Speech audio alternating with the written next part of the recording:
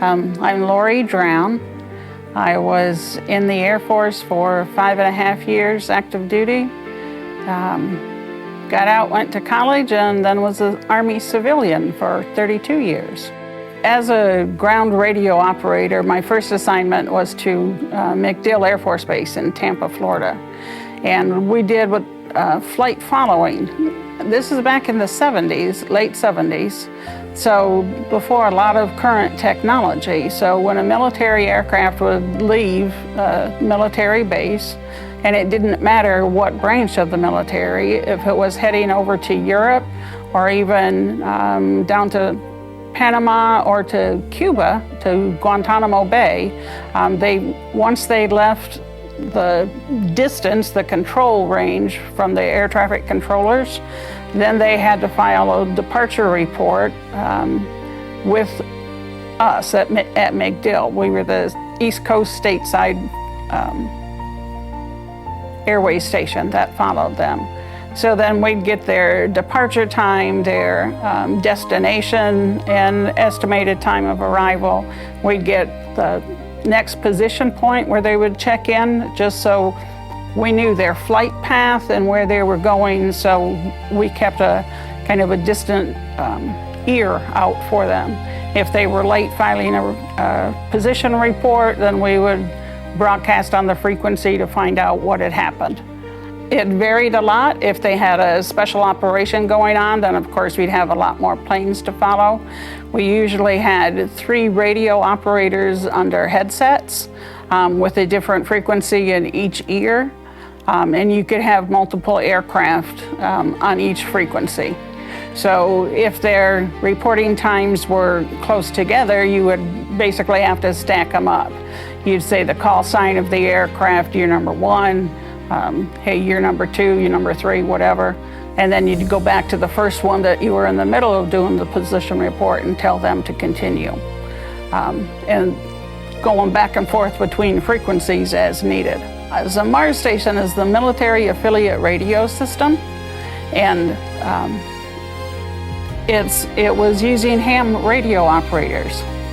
So I would get on my radio station there in the Azores and open up the net, and then reach out and see what ham operators we had back in the States. We had a gentleman down in Florida and then a couple in the outskirts of Indianapolis that were our 2 primary contacts. So that was radio to radio there, and then they would make a collect phone call to whoever you wanted to contact in the States. They got to talk for 15 to 20 minutes or so, and then we said, okay, you need to wrap it up. Had to be in English because it was U.S. military run, and our radio operators, myself included, couldn't speak any other language. So we had to make sure nobody was saying things that they shouldn't. In my hometown, you could maybe get a job in a small dime store type thing, or work as a waitress in a couple of little restaurants, or go down to Bay City or Flint and work in one of the big 3 car makers, automakers, GM, Ford, and whoever else. And a couple of my uncles did that, worked the assembly line, and that just really didn't appeal at all. So the Air Force was a possibility to give me a job and security at the same time. And the good part of the reason I took the Air Force was my brother-in-law was already in the Air Force, and he said, you don't want to go in the Army or the Marines because they're just not very smart people. He says, and I might have to hurt you to keep you out of there. When I was working for the Army as a civilian, I was involved with the budget, and I got to go to the Pentagon for budget reclamas and defending them to people up there that then carry our numbers forward or not, tell us we don't know what we're talking about. But anyway, so on one of those trips, I got to go to the Mars station that was located there in the Pentagon. So I talked to a couple of the guys there, and they were instrumental after 9/11, not 911 emergency. In cases of national disasters, terrorist attacks, ham radio operators, I think, will always have a place in something like that. Because you take out a cell tower, and I don't care what apps you have on there, you're not going to be able to use them. We worked on what they call the HF, the high frequency range. You've got high frequency, you've got very high frequency and ultra high frequency, and those were not ones that I was ever involved with. High frequency ones could be impacted by storms. By the time of day, you wanted a lower frequency as night was approaching, because the higher ones work better, I guess, because of the daylight. It was a morale. Keeping communication open between your deployed soldiers, sailors, airmen, to their family back in the States. They had good wine, and it was grown either in mainland Portugal, or some of it was there on the islands. And the Azores is several islands, not just the one. Terceira is the island that the base is on. It was very mountainous because it's a volcanic island.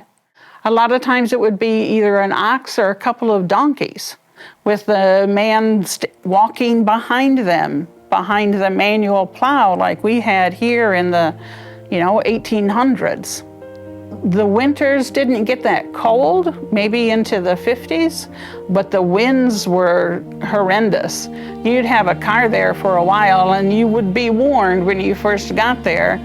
Once the winds start, you have to be careful how you park, because if you open your door, so here's your door and the wind is coming this direction, it's going to wrap that door right around to the panel of the car.